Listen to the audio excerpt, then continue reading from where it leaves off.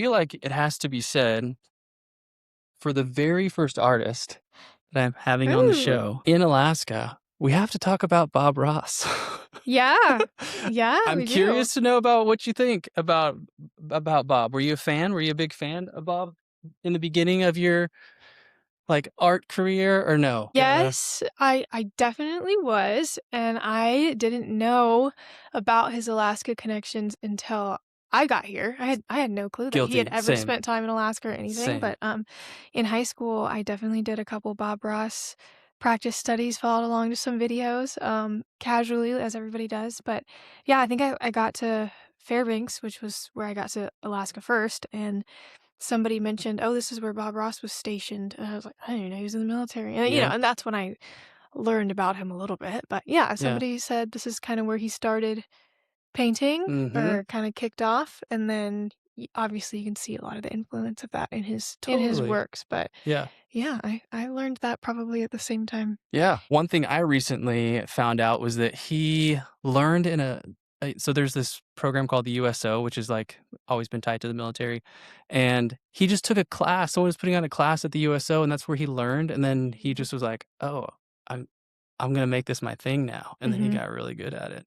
Yeah, there was a But good episode of Antique Roadshow when they came to Alaska. I don't know if you watched it or not. It was a couple years ago, maybe 2 or 3. okay. And they had a episode of Antique Roadshow where uh, I think it was like 3 or 4 people brought Bob Ross paintings, original Bob Ross paintings to the Antique Roadshow, and they thought it was so funny because they had never seen an original Bob Ross because they're kind of hard to find.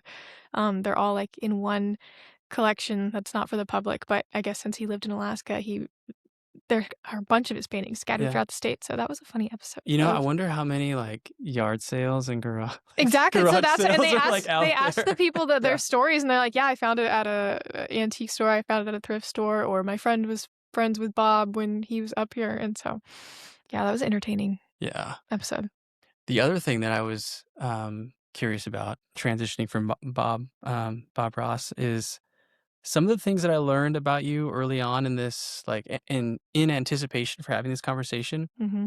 and we can probably talk about it more later. Mm-hmm. But you're associated with some musicians that I like. If you were to look at my playlist on what I listen to on road trips, Zach Bryan, Mm-hmm. Noah Kahn, Mm-hmm. Camp, Mm-hmm. or is it Comp? I don't know. I think it's Camp. Yeah, Camp. Yeah. It's like the whole Bon Iver, Bon Iver Yeah. debate, but Yeah. You did your dive. You did your deep dive. yeah. So that's crazy. Is that like a Insane. genre of music that you were interested in, or? Definitely. I mean, growing up in Texas, it was obviously the country music scene first, and especially when I was in college and in my 20s, I loved country music, loved red dirt country music. And the whole thing happened by accident. I was not looking to be a concert poster artist or live music poster Really? art. The whole thing happened by accident. I'd gotten connected through Zach Bryan because he played a show in Austin and ended up meeting his team at a bar afterwards. And one thing led to another, and I was doing the art for his whole tour in 2021. And it was right before he kind of blew up big time. Okay. But he was famous enough to me at the time where I said yes, was so thrilled to do the project. Ended up doing, it was maybe around 20 concert posters for him, and it was a different poster for each venue of the tour. So it was really custom. I would do a custom artwork for just specifically that show. Wow. And the whole project was chaotic, and they hadn't planned for me to do that. It was kind of like, we're going on tour next week. Do you think you could pull off doing these posters? And so we were doing them. I was painting the poster 3 days before the show. We would send it off to get it printed. They would print it out. Some of them would make it to the show. Some of them wouldn't. And now looking back on it, I didn't realize how cool that project was. But now I'm seeing them pop up on eBay for $500, $600. Because they're one they're of a collectibles. kind. Yeah, they're collectibles. And at the time, it was a whirlwind. Had not planned on getting into that genre of art. And then once I was asked to do it, I said, I'm doing it. And then because I did that, now I had a portfolio of sorts of concert music. Now you're that posters. person. Now I'm that person. So then I used that to my leverage. And the next band I think they reached out to me because they saw I was posting all these, concert posters, was Flatland Cavalry, Okay, which yeah. is And more I'm not as familiar with Flatland. they're a Texas There's a band, yeah. couple other ones on there that I wasn't familiar with. Yeah. That's one of But them. this was Okay. the timeline, the progression, Flatland reached out to me, one of my all-time favorite bands. I said, "Oh my god, of course I will." Actually, I'm I'm a live music poster artist now. Um, You didn't hear? yeah, and so I did a poster for them, and then, one thing led to another. I did another band, and then who was the next one? At camp. Yeah. I then moved to Alaska, so I did all these posters in Texas, moved to Alaska, saw that camp was coming up for the state fair, and then I think I posted a Instagram or something TikTok, and I was like, "Oh my god, so excited for camp to come to the state fair, they just announced the lineup." And I tagged them in my story post, and they saw it, and they reached out, and I don't know if they knew that I did poster Hmm. art or not, but they said, "Hey, do you wanna do a poster for our show, the state fair?" I said, "Of course I do." Yeah. Yeah, dream. Oh my So that gosh. lined up, and then the next year, it got so funny. It was Noah Kahn was the next year, and now I have a portfolio of all these band posters I had done, and I reached out to Noah Kahn's team. First I made a TikTok, and I was like, "Hey, Noah Kahn, I'm an artist in Alaska. Please let me do your poster." Yeah. And I was like, "Please blow this up. Tag Noah Kahn, blah, blah, blah." And people did. People tagged Noah Kahn. He saw the video. He commented. He goes, "Yeah, let's get connected." And started talking to his team. Easy peasy. Did the poster for him. The next year, it was Mount Joy, and I reached out to their team, and I presented myself as, "Hey, I am the artist that does the band posters for the state fair." So The evolution. I like it was like a little bit of a white lie, but I was like, "Hey, I am the artist that these bands work with. So here's my portfolio." So it That's kind of awesome. it was a lie, but it wasn't. But I was presenting myself in a way that like this is It was you legit. guys would probably want to start brainstorming with me now if we're gonna get this out by the I by the love show. it. So then I ended up doing Mount Joy, and then in between there was a couple other opportunities that came up scattered throughout, but all happened on accident. It's kind of like a side quest of my art career. Wow. Like it's not my main thing. I'm definitely like mostly a oil painter, landscapes, but then Mhm. every once in a while I do an awesome commission for a band and a Wow. artist I love The and evolution of love it. that. Yeah. I know. Also the evolution of, like, your attitude behind it of, like, Yeah. this accidental, like, "I think I can do that? Okay, this Yeah. is really cool," to now, like, "I'm the person you're gonna wanna talk to about Yeah, this." I Like, I love know. it. So if any bands are coming to Alaska State Fair in 2026, I know. you know where to find me. Salmon all the Mhm. yeah, exactly. Yeah. That is awesome. Yeah. I'm glad, we talked about that for sure. Yeah, I'm glad you asked me about that. I don't usually get to talk about that. That's So well, and it did seem like a wait, what? Like, yeah. as I'm, like, looking yeah, I think I was just on your website. I was Yeah. looking, and I saw that, there's a section for, like I can't remember Yeah. what it was, music or something Live like that. music Like art, yeah. music, yeah, and Mhm. then I was like, "Hold up. Mhm. What?" Yeah. Side note, this person does not have he's, I think, working on an album. Um, grew up in Cantwell, which is, like, near Denali National Yeah. Park, like, nowhere. Like, Yeah. it's in the middle of nowhere. He lives in Minnesota now, but his name is Owen McDonald. Okay. He's legit.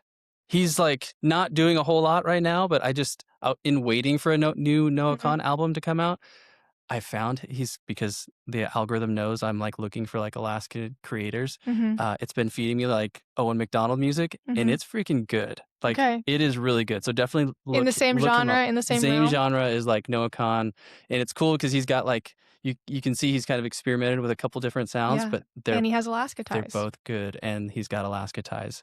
Yeah. So I've reached out to him. He's interested. We'll Okay. see if I can get him on the Shout out. show, but, yeah, Yeah. definitely look him up too, so well, AnnMarie Henderson, so excited you're here. Thank I was you. so excited, that you were willing to drive all the way down from Anchorage to hang out with me in my little home studio in the middle of nowhere, Nikiski.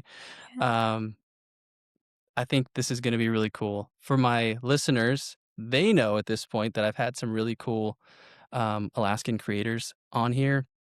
Um, Starting off with, Delana Green, I met with a couple weeks ago, and Nikki Corbett from So Yupik was just here, or we did a virtual one a few weeks ago. And Jake Long, Jake and the Flying Pickles, he paraglides around Alaska with his dog. Yeah. That episode was kind of fun because Pickles was like in the studio, Mhm. like jumping up on the table and like drinking water behind him. That was awesome. I've been so overwhelmed by just how cool people that are doing amazing things in Alaska are. Mm. And it's a privilege to kind of wrap up that whole series of Alaska creators and artists with you, an Alaskan artist. So I want to start off by kind of getting your origin story. We'll start Mhm. off there, okay? Everyone's story in Alaska starts a little bit differently, whether Mhm. you grew up here or you're a transplant from somewhere else. Mhm. So just tell me a little bit about where you grew up. You kind of mentioned Texas already, so if you Yeah. just want to jump off there about where you grew up and what that was like. Yeah, for sure. I was born and raised in Austin, Texas. Grew up there in the early 2000s. Went to college there too, so I was there for the first 21, 22 years of my life. Loved it. Great place to grow up. Love Austin. All of our family's still there. Hmm. Go back at least once or twice a year. And Alaska was never on the radar until 2021 when one of my friends from college got a summer internship up here doing fish biology Mm. up in Fairbanks. And I don't know who threw it out first. It might have been me, but I was like, you might need a roommate for the summer. It was just a seasonal job for Yeah. 3 months. I said, I kind of want to go. And I was about to graduate art school. I didn't really have a, a, a what's next plan except for like I'm about to graduate, so I needed to do something Mm. this summer. And I wasn't ready to like go get a job, and I wasn't ready to be a real adult yet. So I said I'm gonna go to Alaska with you for 3 months. Some people go backpack Europe.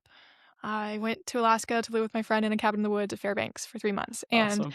that was how I got here. It was 3 months, dry cabin in Fairbanks, best 3 months of our lives. We Mm. had such a good time, and it felt like a coming of age movie of leaving your hometown for the first time. It was just two friends were in Alaska, freshly 21, living an entirely different lifestyle that we had ever dreamed of, Mm. and we just had such a fun summer, and we fell in love with both of us did. We both fell in love with Alaska, and at the end of the summer, we didn't have any, ties to stay, so we drove back down to Texas.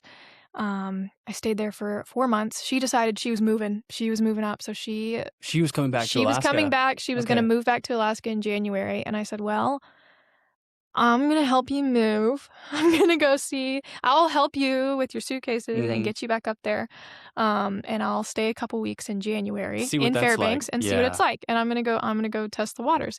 So, we both came back up in January. She was moving, got a job in Fairbanks and was locked in, and then I came and stayed on their couch for, 3 weeks, and I said, "Alright, it's not that bad." I mean, Fairbanks in January, it didn't have a cold snap when I was there, so it was maybe in the zeros or, Mm. it wasn't Tolerable. that bad. I still had a great time. I spent 3 weeks in Fairbanks in the wintertime. I said, "Alright, I'm gonna come back next summer." So, I went back down to Texas, devised a plan, and I was like, "I'm gonna buy a camper van, and when it's warm enough, I'm gonna drive the camper van up from Texas to Alaska by myself, and I'm just gonna spend the summers in Alaska. I'm just Hmm. gonna do my little camper van life, be an artist, be a free spirit." And so I did that. I went back down to Texas, bought a camper van, drove it up in April, What year was that? 2022 Okay. now. So I Alright, had cool. spent 1 full summer in Alaska, 3 weeks in the wintertime. My Alaska story was nonlinear. It went up and down for the first year or 2. Okay. Got back the summer of 2022. My art career was doing great, and everything was lining up in a way where I could kind of control where I wanted to go and who I wanted to be. Mhm. So I came back up in the van, spent another summer of 2022 living out of the van, traveling around Alaska. Started to have like real friendships up here, so Mhm. I didn't need a lease. I could go bother my friend here and take a Mm. shower here and do my laundry here. I Nice. started to develop like a really real friend network where, yeah, I just had another great summer in Mhm. Alaska in the van. And then fall started rolling around, and that was the time I was supposed to leave again. And I was like, okay, well, it's getting cold. I can't sleep in the van anymore. I need to drive down south. And I just couldn't go. I just didn't want to go. I Mm. didn't want to drive south. I had all these van life friends that were going to Baja, and they really had all these plans. I was like, I can't leave. Mm. I was just so in love with Alaska and stuck. So I moved into a cabin in the fall of 2022, a dry cabin in Fairbanks again for the first 2 Hardcore. years of Alaska. I didn't That's have hardcore running for a water. Texas girl. I know, and I was yeah, I was still single at the time and was just living my best life and moved into a cabin for the winter of 2022. That was my first time truly living by myself with a lease, you know, Yeah, that yeah, yeah. wasn't out of a van. Mhm. Spent the summer there and then met my now husband, started dating. He was living in Hawaii at the time and convinced him to move up about 6 months after that, and then we moved to Anchorage together. But yeah, the first true full winter in Alaska, I was in a cabin in Fairbanks, dry cabin. Mm, It was hardcore, had outhouse and everything. yeah, Um, nice. and Wood then stove, I'm assuming? Or no, no, we had a they have a I had a Toyo Toyo Toyo? heater Okay. and, yeah, it was hardcore. I did the thing, Oh and my then now gosh. I'm a civilized person, and I live in a regular duplex in Anchorage. Yeah. But I would not trade that experience for the world. It was Yeah, great. Like, it was as somebody I didn't even grow up camping or anything. Like, I was okay. not an outdoorsy kid. I wasn't an outdoorsy person, and so to go from, like, suburbs of Austin, Texas, to the woods of Alaska with an outhouse, Yeah. it was never what I envisioned for myself, but looking back, I wouldn't wanna do anything else. It was so good for me. And then you decided to stay. It And then wasn't I it wasn't decided to like stay, and I yeah. fell in love, and I could never leave, and my career is going so well right now, and Alaska just filled the hole I had in my heart. I fell in love Mhm. with it like the same way you fall in love with a person. I was, like, head over heels, just, full commitment, and loved it so much. Was there any moment that really stood out that you're like, "This is where I need to be? Because I'll be honest, I went to Fairbanks was my first experience in Alaska too. Fairbanks is a hard if we're gonna Yeah, it's personify it, it's a hard person to love. it's a hard person to love, and it's so I am a Fairbanks lover, and there are people out there who it's like, "You love it or you hate it." I Yeah. loved it, but not for, like, the grandiose landscapes and the blah, blah. I loved it for the people and the way of life, and so that first summer when me and my friend were in Fairbanks in the dry cabin, we fell in love with Alaska not even having seen the other parts yet. We were we Wow. went all in for Fairbanks. Dang. So shout out Fairbanks, I love you guys. I still go back all the time. Like all my good friends are there. Mhm. I love the culture, I love the way of life. But when it got real is when we left Fairbanks and, we went on our first trip down. We're like, "Let's go check out this Anchorage." We had a weekend. We're like, "Let's go check out Anchorage. Let's go down, drive to Homer, whatever."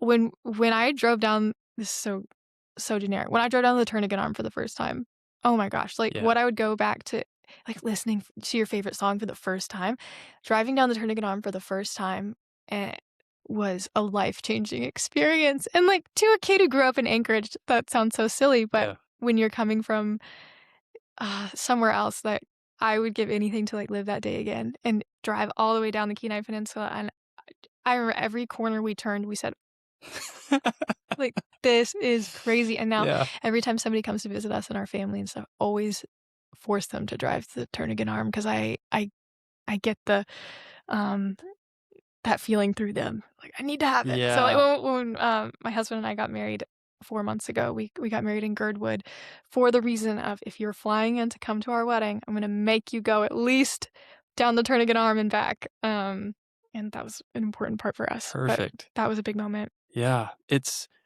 Yeah, and I relate. I think Fairbanks we had family there, so that was a big part of it that what kept us there. And once we were looking to expand, I remember the first time coming fishing down here and driving into Soldotna, you kinda drop down, I'm like, "There's a Fred Meyer all the way," like, we just left Anchorage, like, 3 hours ago, and there's, like, a whole Yeah. civilization in the middle of this, like, beautiful landscape. Mhm. I remember thinking back in 2016 that I wanna live down here, Mhm. and in 2020, we made it happen. Mhm. It does stick with you. If I'm being honest, I do think I've had that first turning an arm experience, and this was even more because I was listening to, like, some music and the scenery, and it was just, like, the most beautiful Exactly. day. Oh my There's gosh, you definitely you some put tears on the Bon involved. Iver Yes. playlist. Yeah, Yeah. exactly. Everything just Tying seems it back to the surreal. music. Yep. Yeah. Um that's awesome. Yeah, Mhm. and I do agree. Some of the closest friends I have to this day still live in Fairbanks, Yeah. but where they come fishing every year, they wanna come down here to the Exactly. peninsula. Yeah. But they Yeah. have great hunting up there, and, they are cut from a different cloth up there, like, It to is to so live up different. there. Yeah. It's a totally different world. I don't know how to describe it. Anchorage and Fairbanks, it's 2 completely different worlds, Yep. and, I have a soft spot in my heart for both, but, yeah, the people and the culture and the way of life you're not nobody lives in Fairbanks for the access to the Right. fishing and the hunting Yeah. but it's different. Totally. Yeah. So let's talk about some of your early influences. Like you mentioned that you went to school for art. Mhm. Did you have anyone growing up that was like a major influence in that? Or was it some talent that you had that you're like, oh, I'm kind of good at this, that maybe there was something in your future? Yeah, kids are always, you have your natural abilities for some things. I was never good at athletics. I was never sporty. I was never good at music. I was never good at the singing and dancing. And the only thing that I kind of had a natural talent for it was art. I had some really good art teachers that were just super supportive. Saw the potential in me, so they would kind of foster Hmm. that interest a little bit more. But to be honest, I don't know if it's something that I imagined doing as an adult. I always thought maybe art teacher or um, m- teacher of some kind, but I never was Hmm. like, I'm gonna be an artist. And maybe I did at some point. Kids Hmm. kids say stuff all the time like that, and I'm sure I could dig up some old homework saying that I'm gonna be an artist somewhere. But um, for the most part, when I got into high school, I thought my path was gonna be the Air Force.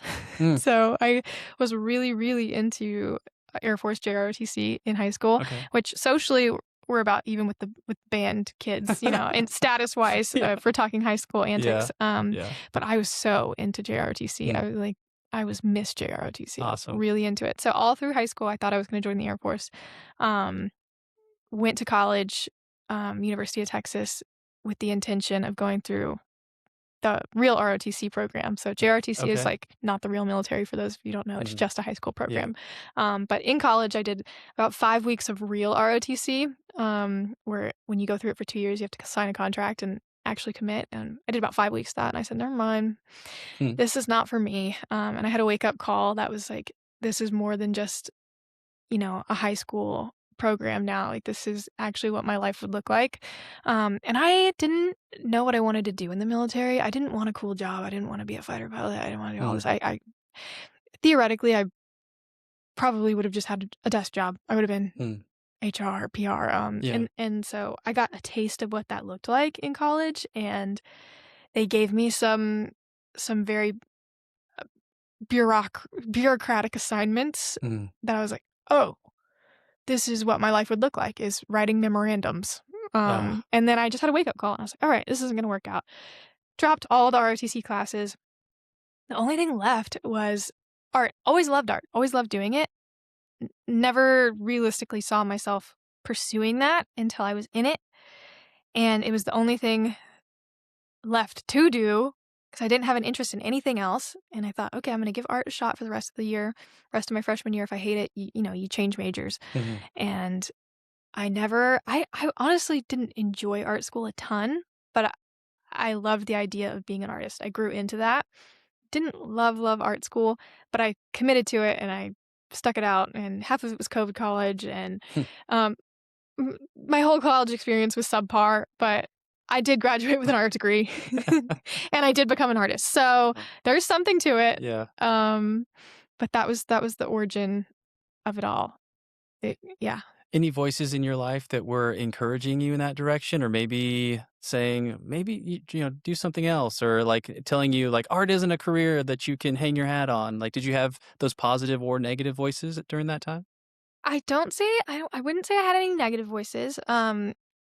My parents are divorced, but, like, both both of them individually never had anything negative to say. My mom was really encouraging me, in ways that, like, when I was in high school or middle school, or my local neighborhood would do, craft fairs, and, she would pay the $75 for me to have a booth at Mhm. the park. Mhm. So in a way, like, really, really supportive. Yeah. Um, never never was like, "I don't know if you should do this full time." Was never a negative opponent, always helpful. Cool. Um, and then I never showed interest in anything else, so I guess that's what they had to support. Um, yeah, and my dad and my mom both, um, I call them my biggest collectors. You go to both either of their house, my mom has my childhood art all over the house. You go to my dad's house, he has my childhood art all over the house. So both of them super supportive, Awesome. and I think that is important, and I take it for granted, but that was important. Do you feel like while you were in art school, were you like I don't know if monetizing is the right word, but were you selling your art in art school? I was, and I had a very unique opportunity, and it was more valuable than any of my classes combined. It was I saw a bulletin board ad in the art building about a startup company that the premise of it is it was an online gallery that only helped college art students sell art, and they were Hmm, looking for interns, and it was called Art Start Art. I saw that they were looking for an intern for 15 bucks an hour, and I said, "That sounds like a cool company to work for," and so I did, and it was just 2 UT Austin alums who had this business idea. It was one art school grad who was like, "Hey, in art school, they never taught us how to sell art," and so that's kind of a huge part of being an artist as interesting. a living. They don't touch on that at all. Didn't touch it once. Oh my There's gosh. no business element, there's no marketing, there's nothing in art school teaches you how to sell art. You only how to make it, more the conceptual side, but that was part of my gripe with art school is that they weren't teaching us how to be a professional artist. They were only teaching us how to make art in a way that, when you do pre-med or you do engineering, they're preparing those kids to go into those fields. Yeah. In art school, it was like, "Here's how you make art, here's how you talk about it," and then it's like, "Oh, how do I make money with it?" Yeah. And there was none of that. So, the company I went to work for, that was the goal of that was their mission of how to change that. We're gonna help students learn how to sell their work while they're in art school so that when they graduate, they're not just cast off into the abyss. And so my internship through them was recruiting kids from all over the US from different art schools. I was like, "Hey, is your art school teaching you how to sell art? No? Okay, sign up for our website. Here's all the resources that we offer." And it was really great. It was an online art gallery, so as an artist, you could upload your art only if you were enrolled actively at an art school, and then the other half of the business was they were finding the market. They were finding the buyers for these students. So it Perfect. was great. Yeah. And so my job was to recruit other artists, but I was also an artist myself, actively listing my work on the website. So I was working for them and also selling my art through them. And because I was behind the scenes and I saw how everything worked, I saw how you needed to photograph your art. I saw how you needed to title it and price it and list it and write a description. That's where I learned about all that.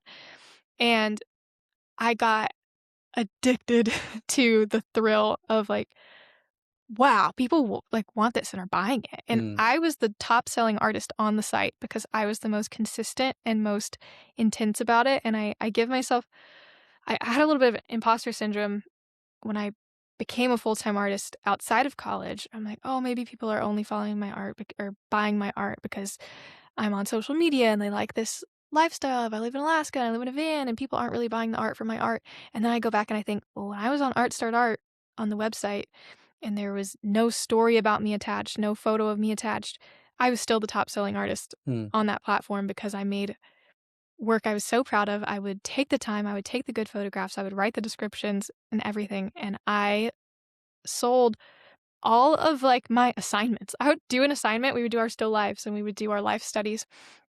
We would get them graded, do our critique. I would take them home, upload, photograph it, sell it. Like it maybe to an unhealthy amount, but I left art school and I was like, "Oh my god, I have buyers." Hmm. I graduated with a collector base that was like looking for my next artwork. So huge and important. I would not be where I am today if I didn't have that internship. And unfortunately, the company went down after during COVID. I know. I wish it was still. I wish it was still a thing. But if anything, the whole company started and existed, and if it just helped me, it was worth it because it did. It like so helped me launch, and super Wow. grateful for it. And it was such a good business idea too, and it just Yeah. lost funding and momentum. Oh my gosh. But But what like a perfect resource super, for someone yeah, exactly like you. yeah. And then you also got And the I also most that you could out of it. yes, and I also stayed friends with a lot of those people that I recruited. So I was like the little person behind the Instagram DMs on the Art Started account saying like, "Hey, you should sell your work through us." And then stayed friends with so many of those artists from that time, and so I could see that it did help them too because I know a bunch of full-time artists now that had started on that platform Mhm. like me. So it really did help a ton of people, and it was such a great business. Yeah, bummer it's not around. Oh, man, that's wild. Anyways, we'll see. So let's talk about like your style of art. Like Yeah. what would when you describe the art that you do, what do you tell people? I usually say I am a landscape painter, mostly oils, a little bit of watercolor, and my main muse is Alaska, is normally what I say. But it goes it has its tangents with the live music stuff Mm, and the postcards and all that, but mostly landscape painter. Oils is my favorite. Yeah. okay. Did that was that from day one? Has it evolved at all? It has, I a lot of it, happens during art school, and for as much as I didn't enjoy myself in art school, it was very helpful, and that's where I learned how to use oil paint, and before that, in high school, I'm just using whatever you're using in your high school art class in acrylics and stuff, and when I got to college, freshman year, they teach you how to oil paint, and I go, "Okay, I see the hype. I get it." It taught you how to build all your own canvases and do that, and loved it. From then I was turned, I was only gonna be an oil painter, and then watercolors occasionally when it's small and I don't have the space for oil painting, Mm, because oil okay. painting is it's theatrical, it's a big fiasco, you Mm, have all these, like, chemicals and liquids and ventilation, and when I was living in a van, I did not have any of that, so mm, I had to adapt a little bit and do my watercolors, but, mostly oils. okay. You said something on one of your TikTok videos that stuck out to me because it was like, "Wait, what did she just say?" You were talking about how you or were trying to take more opportunity to talk about your art, and you said you were trying to describe the thoughts that your fingers have when Yeah, you I did approach the say that. canvas. Yeah, So, I mean, you're an artist, but yeah. talk tell me more about what that means and, like, Okay, in your approach to a canvas with okay. whether you're and this could be 2 separate things, but whether you're looking at something and painting it or whether you just have this picture in your mind, and Mhm. then what's doing the talking? Is it what your hands are doing, your brain? Is it all intertwined? Yeah. It I did say that. And now I have to describe what it I means. know, I'm sorry. No, it's hard. I have a system in my head for how a painting is made, and there's a order, so it's usually I have a photo of some sort of reference or several reference photos that I'm piecing together, and then I go to the canvas and I'll have a underpainting, and then everything after that, it's like blackout from I'm painting, I get in the flow state, painting is over, and then how do I describe what I did in between? And that's the phase where I'm like, I don't know. It's so intuitive to me. It's so not English in my head. It's how do I describe Wow. Just thoughts and neurons are light and firing. shading? Like I don't know how to put words to those things in a way that makes sense. But yeah, once I hit the flow stage, it's it goes really quickly, and it's really meditative, and it's really when I'm at my best, and every time I do it, it's hard to get yourself there. It's hard to get yourself to the studio and get yourself in that headspace to line up and sit there like, "I'm gonna do the painting." And then once you get into it, it's the best feeling in the world, and then it ends, and you're like, "Wow, I felt really good. I need to do that more. I need to be painting all the time. I need to be Mm, painting, like, 12 hours a day." It's just hard to get yourself there, and then, it yeah, you get it. You know what I mean. wow. Yeah. Um, and that's for the layman, that just blows my mind because, if you're looking at a painting, there's so much intricacy, there's so much color and shades and shadows, and then you're trying to make something alive in your head on canvas, and I'm pulling up I think this is called Crow's Pass? Crow Creek, Crow yeah. Creek? Or is it over by the pass, Crow's Pass, or no? It's in Girdwood, In Crow Goodwood? Creek in Okay. Girdwood. Yeah. Um, that one's it's amazing. That one Um, is so cool too. I you can't tell the size from the iPad, but it's huge. That one is probably 5 by 6 feet or 5 by 7 feet tall. It's huge. It's a whole wall, and I did it in one day, oh one standing. my I don't know what to call gosh. it. One One session, session? I should say, and it was a big challenge. Oh Not my gosh. even that one you can see the scale. There's you. Um, I mean, I'll put it on the screen for those yeah. watching, but that is wild. Yeah, and it was a big challenge, and I had never done anything like that before. We were visiting our friend Jeff Weir, who's also an artist. We were visiting him in Coeur d'Alene, Idaho, and it was at his studio. And he set me up for the day. He's like, "What's the biggest painting you've ever done?" And I was like, "I don't know, maybe like 30 by 40 inches, something like that." And he goes, Yeah. "Well, today you're gonna go bigger." And he set me up in front of this canvas, He was like, "All right, have fun. I got stuff to do today." Went out and just, like, was talking to my husband or did errands all day, and I was like, "What? Okay." And like, I didn't want to give up that opportunity because I'm like, "Oh, I've never had a canvas this big. I've never been put in front of a canvas this big." And I only had the one day to do it. We were on a plane the next day, and I was like, Mm. "All right, I gotta do something where I think I can finish it today." So I used big brushes, um, hit the flow stage. It was good. And then it's oil paint. It takes forever to dry, right? So we had to get on the plane the next day. I'm like, "All right, well, Jeff, I'll leave you with this painting for now, I guess. I don't know what to do." And he goes, "Okay, next time you're in town, we'll figure it out." And so the next year, because he lives really close to where my dad is, and we go to visit my dad once a year. Next year, I said, "Hey Jeff, we're back in town. Where's that painting at? I kind of want it. I want to take it back to Alaska." And he's like, "Oh yeah, I put it back in the closet somewhere." Pulled it out, took it off of the frame, like it's stapled to a wooden frame. So Mm. took it off of it, so it's just the canvas. Rolled it up, put it in a giant tube, and took it as my carry-on for Alaska Airlines. Brought this giant painting back to Alaska. Was moving into my studio downtown around the same time, and then unrolled it. And right now it's just stapled to the wall. Mm. But it's looking for a home. If you're interested in Yeah, that big painting, it's yeah. amazing. Um, with oil, do you have to paint in stages? Like, like how much freedom, like you did it all in one session, but do you have to kind of pay attention to like, okay, I'm going to work over here and then I'm going to go do this over here while that dries? Do you have to take that into consideration at all? You do sometimes, depending on how you want to work.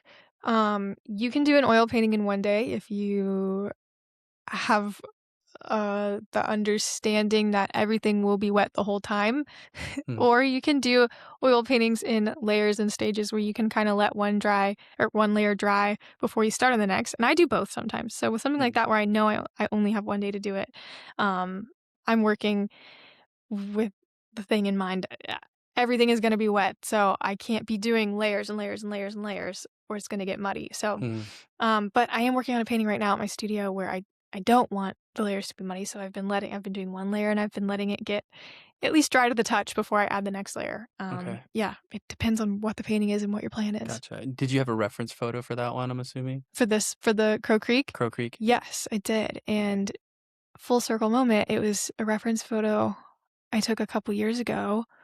Crow Creek in Girdwood. It's like the creek that runs Mm. through the valley in Girdwood there. And then we actually got married there in August. So Awesome. on Crow Creek. And so it became, I think I put it on the back of all of our save the dates and all of our, it was a part of our wedding decor, that painting. And yeah, it Cool. was kind of special.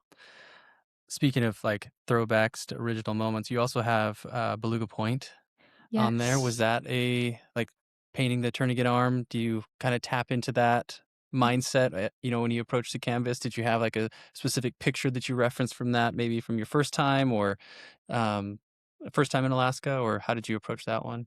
That one was also an interesting story. It was a one-dayer because I hired a videographer, This is blowing my Evan mind that you're Wardell. doing these in one day, I by the know, way. I Like, yeah, this is crazy. videographer Evan Wardell, I hired him to, make a video for my website for me, and he wanted to film the process of a painting from start to finish. So Awesome. we drove out to Beluga Point. He took some footage of me out there. I did a little watercolor sketch. It was horrifically bad. But anyway, we got some camera footage of me painting outside, took the photos, and I think maybe it was that day or maybe it was the next day, went to the studio, and then he did all the videography work for me actually painting.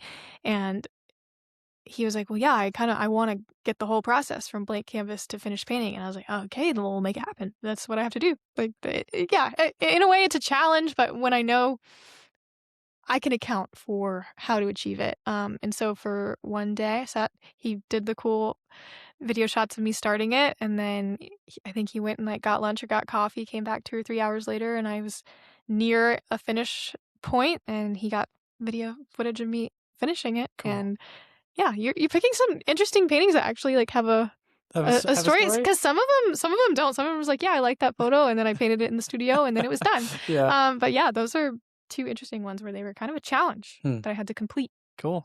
Hmm. Do you have snacks? Do you take breaks? Like on those for those specifically? Like Yeah, I do. you're like, I just black out and it's a 12-hour fast. Sometimes yes, and sometimes no. Sometimes I need the mental break. But sometimes sometimes it's like an 8 hour, I'm in the zone, and I realize it's like 6 p.m. I haven't eaten anything today. Yeah, sometimes it is that Mm, way. Um, which, yeah, it always just depends. mm. But One of the more recent ones that you did, which I think it was one with the plane, mhm. Alaska Aviation, or Yes, the Great Alaska Aviation Gathering.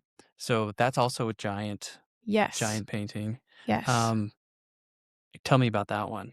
Yeah, that one was exciting because I saw the Great Alaska Aviation Gathering is this big aviation event in Palmer, Alaska every year. It gets like 20,000 people, Wow. mostly aviation people Mhm, and pilots. They had an open call for artists to do the poster, and I saw it, and maybe somebody sent it to me, or maybe they sent it to me, and they said you should apply to this. And I kind of put it on the back burner because I think I was in wedding mode when the mm. applications were due, and I was like, "I don't know if I have time to apply to this."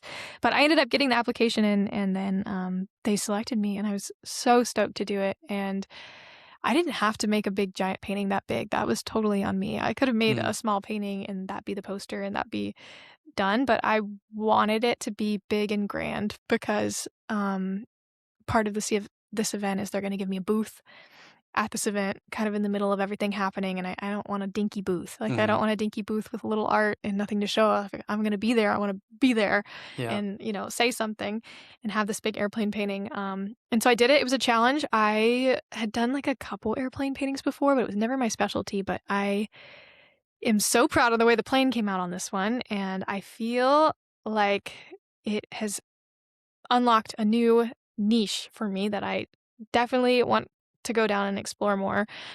This intersection of my life, art, Alaska, aviation, because I'm married a pilot. And I just feel like this is the intersection that is speaking my name right now. And I love it. I'm so excited to do more airplane paintings. I'm hoping by having this big giant airplane painting at my booth, surrounded by 20,000 aviation enthusiasts, like that will launch me into more aviation Yeah. paintings, and I'm sure it will. It's already started to happen, on accident, really, but that's something that I'm interested in exploring, and that's what that painting is for. Cool. I'm excited. I can tell you pilots love their planes. I mean, you probably know that, Yeah, but, yeah. um, the friend that made this table for me is a pilot, and Mhm, when I asked him, I saw you're like, "Hey, if you have planes, I'm, like, trying to get better mhm. at painting different types of aircraft." I was like, "Hey, Angus, do you have any pictures of your plane?" And, like, within, like, seconds, I had, like, 10 on my 100, phone.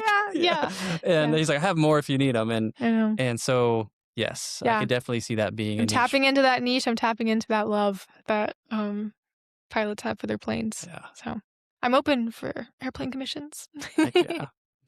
Um, Aurora, I'm looking at on your website, which your website is amazing. It's Thank you. AnnMarieHenderson.com. Henderson.com, yeah. You do a really good job of keeping it. It looks like it's alive. It doesn't seem like it's a website that was set up and was forgotten about years ago. It Yeah, seems very fresh and alive, and there's stuff on there that you can buy right now. yeah. So I'm looking, and there's like a lot of your Aurora stuff is like sold out, sold out, sold out. Like, did you go through like an Aurora phase? And you're like, wow, people really want this, so I guess I have to make more of it. Yeah, I had, my first I really do aurora bursts, actually. Okay. My first time I did, like, an aurora series was a couple years ago. Obviously, I'd seen the aurora for the first time, so inspired. Did all these, like, little mini 5 by 7 watercolor studies, posted about them, listed them. They all sold out. I was like, "Oh, okay. I like doing these. People like buying them. Cool." And then the next year, I did something similar around the same time. And I do them all, like, in the span of a couple days, and so I have this big body of all these little aurora paintings, and I kinda build up some anticipation around it, and, when I launch them on my website, they kinda sell out all at once because Mm, people are so excited about them. This last one was I'm sure you'll remember everybody in Alaska saw the pink aurora, where you, like, go yeah. outside and it was, like, just pink, and I had Yep. never seen it like that That was before. amazing. I had never seen that either. Exactly, and Yeah. that's what I was hearing from a lot of people, so that f sparked an aurora burst over the next week where I Mm, made all these pink auroras, and there was just so much, excitement around it. Everybody had just seen it, everybody had just saw it, listed them on my website, they all sold out within a day. um, Super lucky about that, but yeah, the aurora series, they happen, like, once a year. They're not planned, they're not I uh-huh. don't know, you can't, like, rely on it happening, but Mm, yeah, that's one of those things where it's, like, inspiration in the art very close Yeah. together, and sometimes it doesn't always happen like Hmm. that. Sometimes it's reference photo, 4 years, do the painting, Hmm. but but the Aurora ones were pretty immediate. Cool. One of the ones, and there's a couple that I could actually say that are similar to this. My question that I have. So there's the Gray Days Mhm, and the Road to Eklutna. mhm, Those are like winter type landscapes. Is yeah, there a unique challenge with approaching that because there's not as much color to play with? I think you do a great job of capturing the winter scene and what it mhm, looks like and what we're very used to, like, you know, yeah. depending on where you live, like October to May. So when you're looking at filling a canvas and you're like, I'm gonna capture the colors that are here, you don't have a lot to pull from. Is it easier? Is it more of a challenge? Like, what's your approach? I would say it's easier because 'cause you're working with less dimensions, especially for the one gray days. I literally only used 2 colors. Mm, It was titanium white and Payne's gray. So there's just a lot less decisions to be made. mm, And when I look back at the reference photo for that, it really is only 2 values that you see. And so I wanted the painting to feel accurate to the photo of, like, it's one of those days where everything is monotone and mhm. there's no green of the ever trees, like, the evergreen trees. The trees, they turn gray. Like, Yeah, everything does get monotone, so I wanted that painting specifically to reflect that. So, for that painting, I only used 2. For Road to Eklutna, I think I threw in maybe 1 or 2 more colors in there, but not many. Yeah, but I would say easier, less less decisions to make, therefore easier. Um, I like those paintings a lot. It really just depends on the person. Some people like the loud bursts of colors, and I mm, like painting that way too sometimes. But then there's the winter days. yeah. You're using less. You're making less decisions. Mhm. So yeah, Yeah, it's like the let's be real, we're in Alaska and this is what yeah, this is where we're at. To have both of those scenes. And but that is the beauty of living here is you have the bursts of color and the oh my gosh, this is hmm amazing. And then you do have the gray days. yeah, yeah. So you have we've talked a lot about like canvas and some of the bigger stuff that you have, but you've done a really really good job of like a lot of people might tune out and be like, "Oh, well, I'm not going to be able to afford a piece of artwork that Anne hmm Marie makes." That's not true. Yeah, That's not necessarily true. You have so many different options to choose from on your website, so many yeah, different products, so many different ways to like one have a piece of your art in maybe a smaller form, yeah, um, and a variety of ways, stickers. And do you want to talk about like the yeah, different things that you are offering and like when that started? Did you do that from the beginning? Is that relatively new? yeah. I'm trying to think of the price ranges on my website right now. It's $5 to $10,000, so Yeah, choose your fighter. yeah, right. Yeah, I think I there are certain artists that, they only offer the originals at a high price point, and there's certain artists, they only offer stickers or prints at a low price point, and I really want to make an effort of, like, if you wanna own a piece of my art, there's a way to do it. If it's a sticker to an original giant painting, um, there's a range. So, I have so many things on my website at a lower price point that the one I'm most excited for lately is my snail mail club, Mm, and within the art world, these are spreading like wildfire, and you would never know it if you're not tapped into art Instagram or art TikTok. mm, Snail mail clubs are blowing up right now, and as soon as I saw the idea, I mean, I've been thinking about starting one for over a year, and now that they gained popularity, I'm like, "Okay, this seems like it's getting traction, people are into it, I'm really into it, I'm super excited about the idea." It it ties back into, like, the beginning of my art career when I first came to Alaska because I had started by doing a postcard project. Um, so my original launch of my art career was through snail mail, so it just feels like a full mm. circle moment. I need to explain what it is first, I guess. Yeah, yeah. It's a monthly art subscription for $8 a month. It's a physical envelope that you get. You get an art print that doubles as a postcard, so art on the one side, postcard on the other. Some kind of sticker art that goes with it, a letter about what it is, and sometimes a bonus.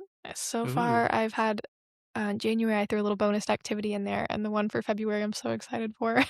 But I can't spoil it because it's a I know. surprise. Yeah. Yeah, It's all it's part of like it. it's a physical, tangible art subscription for $8 a month, and the goal is to make opening your mail happy again. Yeah. And so it kind of ties together like magazine subscription, but like you're supporting a local artist. So cool. Mhm. Um, they're spreading like wildfire, but if you want art at an affordable price and something that's fun and fresh and new and exciting, it's just so fun. Like I want to sign up for other people's mail clubs and Yeah. make mail fun again. And so that is what I have been super thrilled about lately.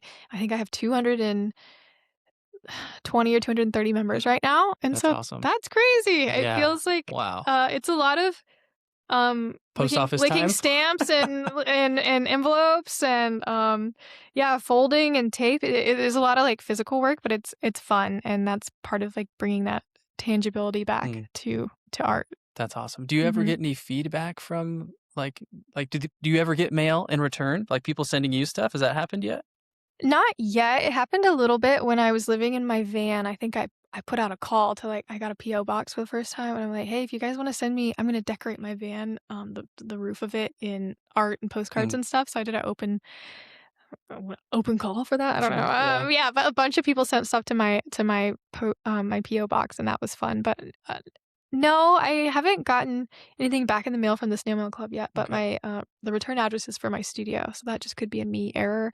And also, it's not that old. My Snail Mail Club is only 4 months old, so It just it's started. kind of a baby. Yeah. Sweet. So And it already has how many people? 220 or 30 Holy right now. I smokes. know. My That's goal for the end of awesome. the year is 500. I think any more than 500, it's I need to hire out some help Yeah. for the physical time it takes to like fold and package all these envelopes. Yeah. But I think my goal is 500. But it's so fun. That's awesome. I Mhm. showed my daughter the idea and she's like, "That's so cool." Mhm. She's like she likes to write music, she likes to Mhm. journal, she likes to write poetry, and she's definitely the most talented when it comes to like with the creative side of things in the Mhm. family. So she thought that was really cool. And she's like, "Wait, people will buy art that you make?" And I was like, "Yeah." I was like, "Look, she's Yeah. doing it." And she was like, "Oh my gosh." So, yeah, we might be your newest subscribers to that Great. Love coming up in it. the future. Yeah. Um, let's see what else. I I wanna talk about the moment that really grabbed my attention with what you're doing with your art.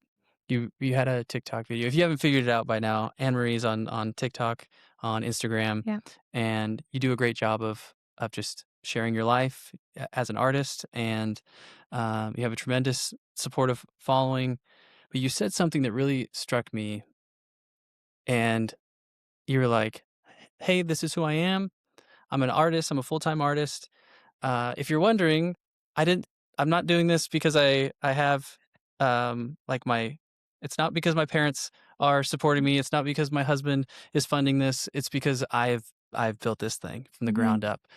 And, one, that was like I feel guilty for having that judgment of Yeah. thinking that, because it does seem like a rare thing for someone Mhm. that's not in the art world. I was like, "Are there full-time artists? Can you Mhm. make a living Mhm. being a full-time artist?" I didn't know the answer to that question, Mhm. and so I would assume those are the things that I would assume is that you had some help in some way. Is either, Yeah. you come from a family of artists and inherited a studio or whatever Mhm. situation, Yeah. and I love that you just came out and said, "No, you guys can just put all those Yeah. those, preconceived notions away. I have built this thing Yeah. and have done it, from the ground up." And that was so cool because it totally shattered Cool. that idea, and so I just kinda want you to talk about that because I think there might be Yeah. people that may have may feel Mhm. that pull, but then they do have negative voices in their life saying, "Oh, Mhm. you shouldn't do that," or it may just be some, like, foreign concept to Mhm. achieve, so I'm yeah. so I'm really passionate about this too. It's because I do like I find myself making those assumptions about people too. And then Mhm, yeah, for my art business, it is yeah, people ask me like in person, they're like, "Oh, well, do you think you would be a full-time artist if your husband wasn't, a pilot?" I don't know if he would be a pilot if I wasn't a full-time artist. And so like it just completely shatters like the perception because there is this there's this thing, you should always be humble. And for a second, I'm not gonna be humble. So I'm gonna drop the humble artist act. Like, this this is my second year in a row having a six-figure art business. Like, people are buying art. People are buying into art. Like, it doesn't have to be this, like, struggling artist persona. I'm sitting at a craft booth, sad, nobody's buying my stickers. Like, there is a way to get after it and get on it and make a living for yourself and be an entrepreneur. Like, I am so as much as I love the art side, I also love the business side, and it's a it's the perfect combination for building an art empire or whatever it's called. I love the business side and learning that just as much as I love painting. Um, and that's not all artists, and that's why, not all people who are creative should pursue the arts full time. Like, if you don't Mm. enjoy the business side, if you don't enjoy all aspects of it, I mean, it's just gonna feel like another job.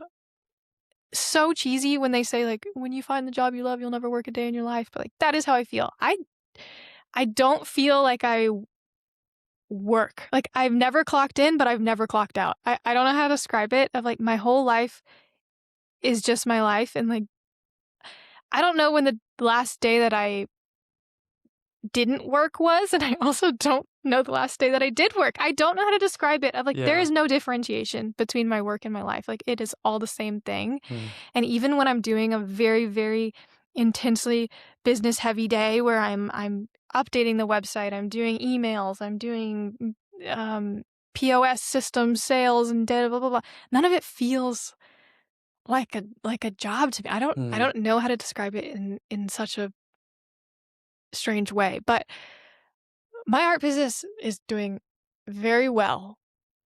I enjoy every part of it. I hope the people that get my art are enjoying being a part of it Mm. too. And it has started happening in college. I mean, I don't want to say my mom helped me through college, through art school, but there was a lot I did to help through that. I graduated in 3 years instead of 4. I did summer classes, at my community college so that it would be cheaper. I got a ton of scholarships from high school that I had applied to, so my college wasn't all that expensive to go to art school. Bless my mom, she did help me through that. Mm. Very blessed for that. Everything after that, after graduating, all me. It was I went to Alaska, launched an art project online with my postcards. I painted 100 hand-painted postcards, 5x7 watercolors of Alaska for $100 each. So that was 10 grand in my pocket as a 21-year-old getting to Alaska for the first time. That was like $1,000,000 back in the day, okay? Like, Yeah. being a 21-year-old graduating college with $10,000 in your pocket, like, I felt on top of the world. And then everything after that just, like, compiled into each other, and, the momentum was going. Now there's 100 people who have bought my art. Now there's 100 people who are on my email list, and, "Oh, here are some more originals I can make. Oh, I'm gonna take on this commission. I'm gonna do this project for this band. Oh, here's" it all just momentum, momentum, momentum kept going. Every year my business has grown more than the last Mm. for the past 5 years. That's amazing. I haven't had a dip yet. I haven't had a hard Mm. year, and I'm so lucky to I'm sure it's coming. Like, I'm sure there's hard years coming, but so far I've been killing it. I've been doing so good, and up until the point this past March of 2025, yep, Mm. um was the first time I got the opportunity to move into the studio downtown, like a physical studio space storefront in Anchorage. And right now I'm using it more of like a private studio. I don't have open hours to the public just because Mm. I can't commit to hours. I am Mm. not a 9 to 5 person. Mm. The whole point of being a full-time artist is so I didn't have to be somewhere 9 to 5. Mhm. If I commit to store hours, I have to be there 9 to 5. So Mm. I'm very free-spirited. I'm there when I'm there and I'm not when I'm not. Yeah. I have a sign on the door that says, "Sorry you missed me. I'm an artist. I'm somewhere. I might be close by, I might not be." And I have another sign that says, "Open, come in." So and that's how I operate my business. It's not the best way to operate a storefront. It's not, but Mm. it's the best way to operate my life. And so I just know myself. But Mm. yeah, everything has only grown and grown and grown and gotten so much better and exciting. And I don't plan on stopping. I Mm. just plan on keep going. That's amazing. Yeah. You mentioned something earlier. Well, first, you're changing the narrative behind the artist I that don't wanna be a humble little, like, which is "I'm amazing. struggling." Like, I wanna be like, "I'm killing it." Yes. So And you mentioned something earlier that stood out to me. You said, "You've never been more in line with what you're doing, mhm. aligned with what you're doing." Yeah, I agree. I I don't know if God You're like the God, life flow I state. have never felt more I am doing exactly what I'm meant to be doing in my life than the last 3 weeks, and I've always felt that way. Now that I've got a taste of this whole full-time artist thing, there's nothing else I could possibly do. I would never be able to get a real job ever again, and I couldn't. And there was a brief moment in 2023, the summer of 2023 or 2024, where I worked at, the front desk for an airline at Merrill Airfield, and I was there for 4 weeks, and I said, "Never mind."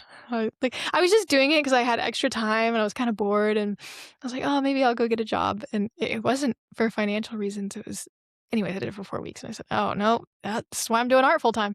Um, but I have never felt more in line, more and I just want people to know that that feeling does exist, and, Mm, like, if you're feeling trapped in your job or trapped in a lifestyle you didn't want, and you're like, "Oh, there's no way that there's something out there that could fill this hole within me," I I am, like, so in it. Like, I am doing exactly what was destined upon me, uh, just the way that and life and God and everyone just keeps rewarding it, and so, like, I take one more step, and it's like, "Yeah, that was the right step," and then I feel it, and I'm like, "Okay, whoa, mm, cool."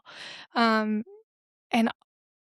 and that's how it feels. My dad always told me the thing growing up, this way of describing it of he says, "You know, like, you're living in God's plan or the right plan for you when it feels like you're making the bed and you throw up the top sheet and then it lands on all 4 corners perfectly and you don't have to, like, walk around to each side and blah, blah, tug and pull it." And he's like, "If you ever feel like you're in that point in life where you're, like, tugging and pulling and then the corner pops up and you're, like, fighting for this thing to work, like, think about that. Like, mm, maybe that's not the thing that you're supposed to be yeah, spending your time and energy on." And this past 5 years have felt like I've thrown the sheet up and it has, like, landed perfectly. I'm, like, exactly living in what was meant for me, and it's so cool. that's I amazing. hope it keeps going. Like, Uh, I'm probably jinxing myself, but it's no, so cool. it's amazing. It's amazing to Mhm, hear that, to just, if you're following on Instagram, if you're following on TikTok, you mhm, see your life in 90-second reels, right? mhm, And you can make your assumptions, you can try to piece it together, but to hear that story from mhm. beginning till now, like, yeah, you are in your life's flow state. You know what I Yeah, mean? yeah, Not in just in front of the canvas, but just yeah, in the way that life is unfolding. I read a book a few years ago called Green Lights by Matthew McConaughey. yeah, He talks about this a I did, I lot. listened to it, yeah. Yeah, and that's very much Mhm, where you're at is mhm, the green lights. You're looking for those green lights, and mhm, you're getting those green lights. mhm, Um, it's really, really cool. yeah, What would your advice be to someone that is maybe doubting? Maybe someone that's listening to you and really excited, yeah. but they're like, "What is it gonna take for me to kinda cross that threshold and believe myself?" Yeah, that is the hard part. It's because it is so, so mindset heavy, and I remember the switch flipped for me in that last semester of college of where, my mom's friends and my family are asking me, like, "What are you gonna do with your art degree? What do you plan what's the job you're gonna get?" And, you're ashamed to say the dream out loud. You're, like, ashamed. I'm gonna be a full-time artist." Like, What do you mean? What am I gonna" and like, almost the shame of saying the dream out loud to mindset change. Okay, I have to start telling people what I think is going to be true. So the second that I owned it and I was like, "I'm gonna be a full-time artist." "What do you mean?" Like, "I'm I'm gonna be a full-time artist. Here's my website, and here's the art project I'm launching," and, like, I took myself seriously, so other people started taking me seriously. That's when it got real. Like, that's when as soon as I took myself seriously, other people decided to start taking me seriously too, and it was a huge mindset change. And so if you're in the moment right now and you're having the self-doubt, I don't know how to get over it other than just start doing the thing and take the one step forward. Start saying it out loud. Oh my gosh, the amount of things that I have accidentally manifested just because I spoke them out loud and I didn't even realize that I was manifesting them. Say the dream out loud, unapologetically, unashamedly. Like, if you want to go be a go-go dancer in Bali, if that's the dream, say it out loud. Mm. Say it out loud to somebody, and that the universe rewards the confidence and the self-belief. And I really believe in that, truly.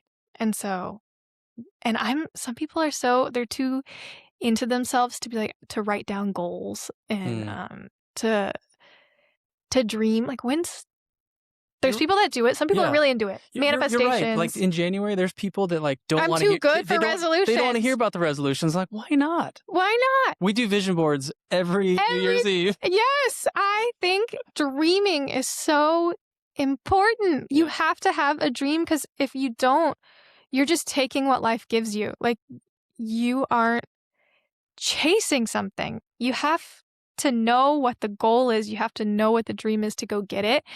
If not, if you don't have a goal, if nothing is written down, you never say anything out loud, it's never spoken into existence, you're just taking whatever is given to you. And that's where people get stuck. That's where people get stuck in life. If they're living a mediocre existence that wasn't something they dreamed for themselves, because they're not dreaming. So take the moment to write down the silly little goals on a piece of paper. Take the moment to have a New Year's resolution. Just the first act of having the goal and having the dream is the first step to achieving it. So don't be too good to write down a goal. Yeah. And I think men are especially guilty of this sometimes.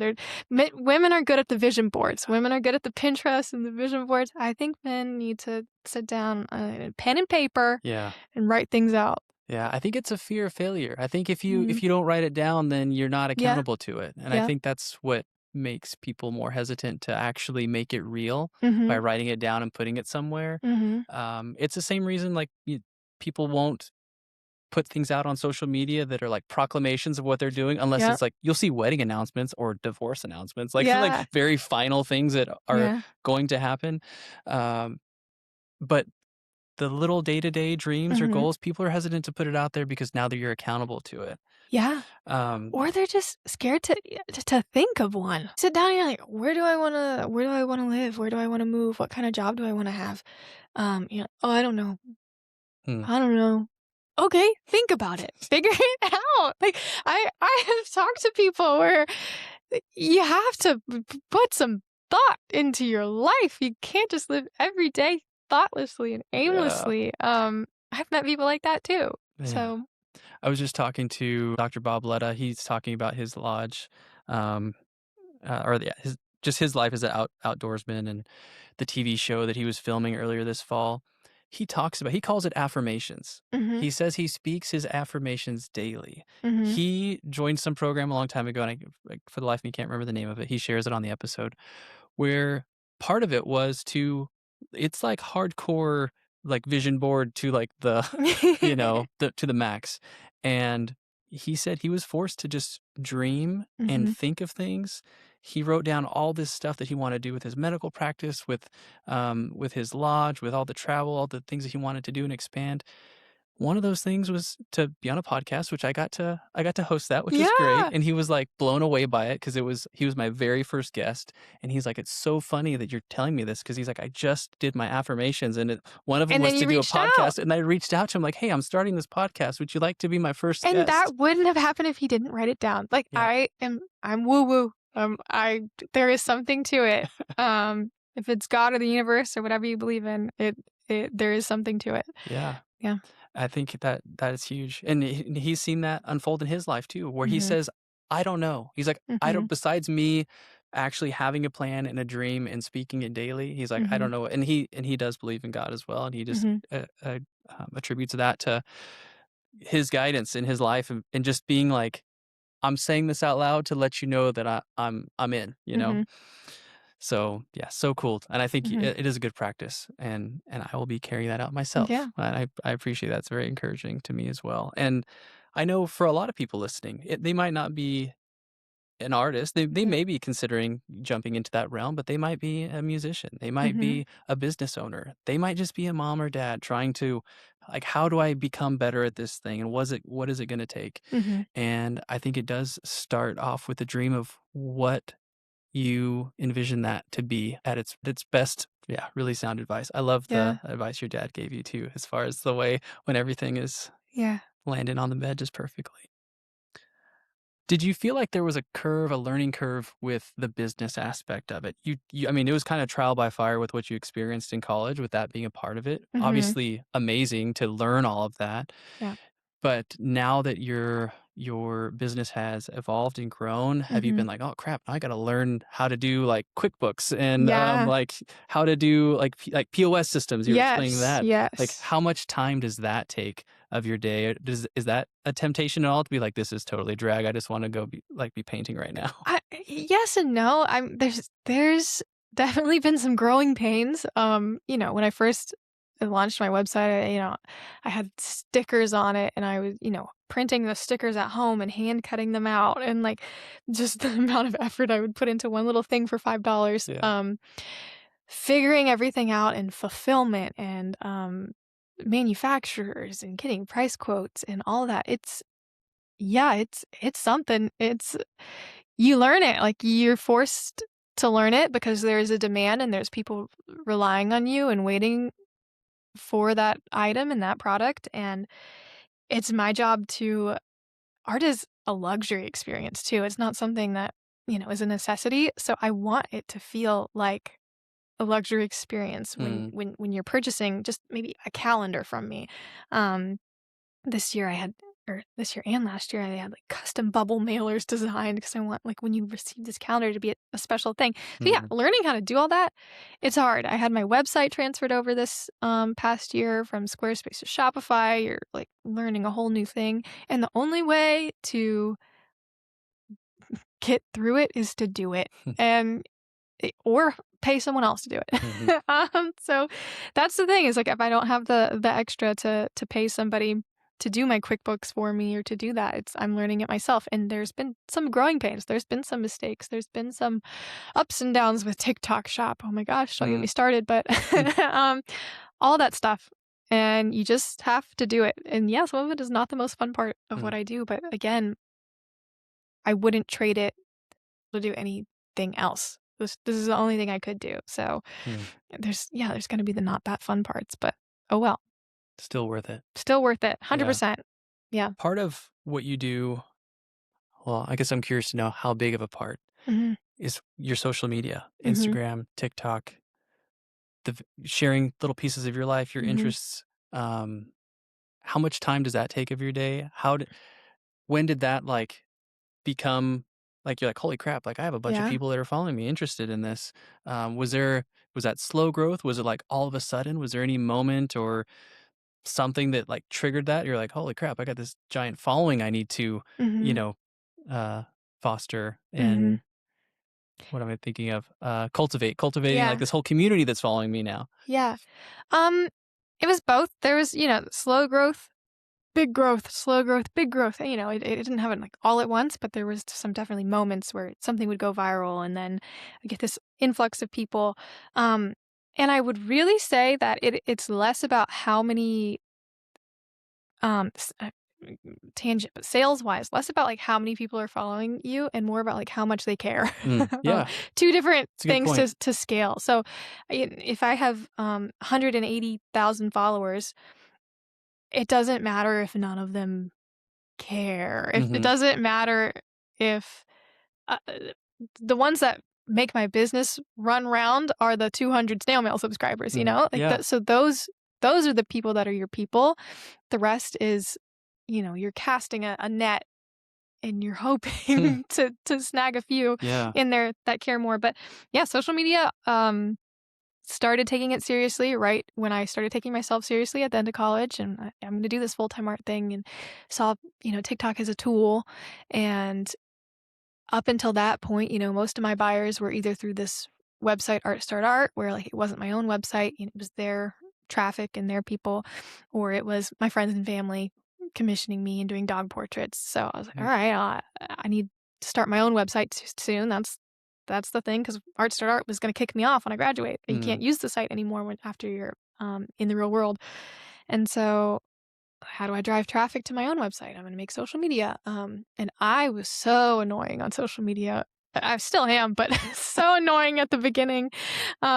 Posting every day. I was doing all the trends, all the blah blah blah. But when I started having something to advertise, which was the postcard project that I planned on doing, I was on TikTok live every night talking about my project. mm, In a 5-minute loop, I would just go over the project. 5 minutes later, it'd be mm, a new 100 people watching the live, go over the project again.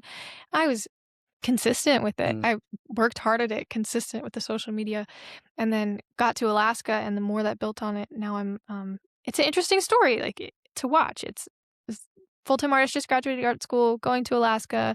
Now I'm in Alaska, I'm sharing Alaska, doing cabin life, sharing that. Like, I'm sharing more than just the art, I'm sharing my lifestyle too, mm. because I want people to care, and I Yeah. think half of buying art is buying into the artist because you care about the story of it all. Yep. Um, so it all built on top of itself. And yeah, I post a lot of content about my art, and I also post a lot of content about my life Mhm. and my knitting and living in Alaska and living in the van and living in the cabin, all of it. And yeah, yeah, again, yeah, stuff would go viral. Not Virality did not equal sales. You had to learn that. And there's a big learning, but now it's to the point where social media just feels like an extension of my business. It's so natural to me now because I've been doing it for 5 years, and it's definitely a learned skill. It's Mm, something you have to practice. Talking to the camera is uncomfortable at first. It's so uncomfortable. mhm. And there's still days where I have really bad days and I had to delete all of this. It's so bad. And there are some days where I can sit down and I can film 30 videos in a row and Mm, queue them up, and it's so natural and so easy. It feels like I'm talking to somebody in my room. But the more you do social media, the easier it gets. It's definitely a learned skill. It's such a useful tool for me. I wouldn't be a full-time artist right now if it wasn't for social media. And that's not to say that if you want to be a full-time artist, you have to use social media. I mm, know a lot of artists that are not on it at all, that are still able to make a living through different outlets. But at this point, it feels like a very natural extension of my business. mm. So, In the beginning, there is likely with the examples that you're giving a lot more pressure to be like, "Oh, okay, I'm gonna like try to grow this community." Do you feel like that pressure is there at all, or is it like, "Oh, I have to post so much this week"? Do you consciously think about that? Like, "Oh, I need to have this many posts on Instagram, or I need to like put so many posts on TikTok." Is that like a conscious effort, or do you just do it naturally? Like you said, you've been doing it for so long. it's natural. It's way more natural now. There are some moments where I'm like, "Oh, I haven't posted in a while. I need to get some things queued up." But I don't hold myself to a standard. I don't pay attention to what the best time of days to post are. I don't pay attention to what's doing better, 9-second reels or 15-second reels. Mhm, I have lost the attention to that because I'm less interested in growing my social media into this giant big thing and more interested in finding your people. my people. Like, Yeah. less interested in the crazy growth. I think, uh, realistically, all of the art collectors and the buyers that I need for my entire life are already following me. Like, Mm, I believe there are enough people to support me through the next 10, 15, 20 years. So those are the people I care about. mm, I'm not interested in getting a bajillion million more followers. yeah. Um, Cool. mhm, Do you think that with the TikTok fame, we can call it that, Instagram, whatever, mhm, do you notice that in especially in Alaska's like small town, right? mhm. Do you have people find you like, "Hey, are you Yeah, AnnMarie?" Does that happen often it for does, it does. Yeah, it happens, sometimes it happens a lot, and then sometimes it'll be, like, 6 months where it doesn't happen at all, Mm, and then it'll be one day where I'm at the grocery store and 3 people will be like, "Are you on Instagram or yeah, TikTok?" And yeah, it's a fun little part. mm. That's cool. And he's like, small town famous. But I think one time where it felt really weird is like when I was home in Texas and we were out at some neighborhood bar or something, and somebody was like, "Do you live in Alaska and do art?" And I go, whoa, I'm not even in Alaska right now, and Yeah. you know who I am. That was cool. But yeah, there's it's cool when people come into the studio specifically because they've seen me online and they Mm, like have made an effort to go there and see the art in person. And by the way, seeing original art in person is a totally different experience than seeing it online, and it's so much better in mm. person. And I don't have hours, so I can't commit to being there. But if you're ever in downtown Anchorage and you walk on G Street and you see me in the studio, it's so cool. You should come in. Um, but where was that going? What was the Yeah, no, question? just Yes, people it's seeing cool. you in It's person. cool to be recognized. Yeah. Yeah. With that, I think at least in one story that I heard of, it wasn't an in-person thing, but you found your art being sold that was not you. Like, you'd gotten Yeah. so big that, like, your art was being made. I don't know if it was in China or where it was, but Yeah. how did you discover that, and, like, what did that feel like? Yeah, it's a side effect of selling art online, and specifically TikTok Shop is susceptible to it, I'm Mm, sure. But yeah, one of my followers reached out and said, "Hey, is this your calendar? I thought you were sold out, but it's being sold through this place. I don't know if it's you." And it was another online TikTok store. And I said, "Oh mm, man, it's not me. Dang it." yeah, um, and it was no big deal for now, only because they were started selling calendars like December 20th. And I had already been sold out, and I think I just sent them a really mean message on TikTok Shop, like, "If you don't take this down, I'm gonna sue you." I don't know. yeah. And they did. They ended up taking it down. It only got 2 sales. One of them was to me. I bought one. I wanted to see what it was like. Mm, And then I got a refund on it, so it was really awesome. free. But and it was a calendar, so it's essentially a product with an expiration date, so Mm, it wasn't going to hurt my business after a month or 2. But yeah, it's scary that that yeah, could happen. It's scary that somebody could take an image and, if it wasn't a calendar, they could sell it a million times, and I would hope that I would find out about it and put a stop to it, but it's yep, hard. Sometimes when you're dealing with, like, an overseas company that's stealing your work, it's hard to do anything about it yeah, except for send a mean message. It's hard. You can't send lawyers after it hasn't happened to me to the point where I've researched it that much yet, but I'm hoping it doesn't. mm, Yeah. yeah, that's crazy. Mhm. Um, when I look at the future, Mhm. AI is a very real thing. Mhm. It can be used as a tool. It kind of seems scary. Looking online, you don't know what's real and what's fake anymore. It's really hard to like make that Yeah. distinction now. I know even like in the podcast space, I'm seeing all these ads that are like, you Yeah. don't even have to have your like you You don't even just have to have a real yeah, we'll guest. just make a clone. We'll just make a clone and of you Yeah. and your voice and your It's cadence gonna and be you and everything. Tom Brady next week. Oh my gosh. That's hilarious. Yeah. And I guarantee AI could come up with that. Yeah. What I've learned with AI so far is that at least with the things that I do, is you're cleaning up after it half the time, and it's more annoying because it's not Mhm. really capturing what you want because that's not real. I mean, I'm Mhm. sure it will get there, but when I Yeah. look at the future of art specifically, Mhm. my gut reaction is that it's gonna become way more valuable for a Yeah. human to be able to and art realistically has always been very valuable because of the skill that it requires, the time that Mhm. it takes, Yeah. and just with the lack of artists out there. I mean, not everybody is skilled like that, so it is really, sought after, and so Mhm. when I look at AI and seeing that, like, AI you can come up with anything and it'll make an image of it. What's your view on that? Yeah. My initial reaction is yuck. But I also understand that, like, AI isn't going anywhere. It's, the creation of the internet. I don't wanna be a boomer and being like, "I'm just not gonna use it. It's just, ugh." The Yeah. reality of it is it's gonna be around, so you're gonna have to get with it, Mhm. or, uh yeah, I think it's a little bit naive to be like, "I'm never ever gonna use AI, and I'm Mhm. so anti-AI," 'cause it's gonna be around, and it's gonna get integrated into your life, and it's like, it's not even a question anymore. It's only gonna get better, Yeah. too.